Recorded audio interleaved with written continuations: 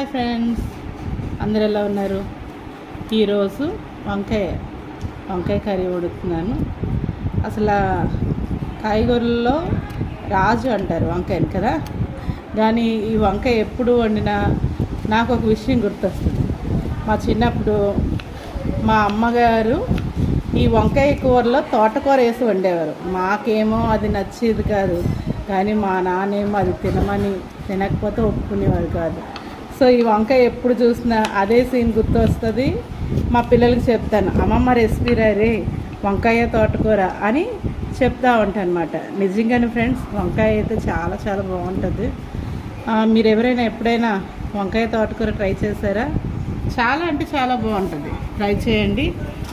అలాగే ఈ వంకాయని గుత్తి వంకాయ చేసుకోవచ్చు, చక్కగా ఫ్రై చేసుకోవచ్చు, పకోడీలా చేసుకోవచ్చు, ఏదైనా చేయొచ్చు. చాలా టేస్టీగా ఉంటుంది. ఈ మధ్య మా పాప కూడా దీంతో ఒక రెసిపీ తయారు చేసింది. ఎలా అంటే సన్నగా దీన్ని కట్ చేసి దీని మీద ఆనియన్ ఇవన్నీ, అంటే ఇప్పుడు నేను వంట రెసిపీ చెప్పట్లేదు, దీన్ని ఇలా సన్నగా కట్ చేసి దీన్ని మసాలాలో రోస్ట్ చేసి అన్నంలో పొట్టుకునేలా చేసింది. చాలా అంటే చాలా బాగుంది.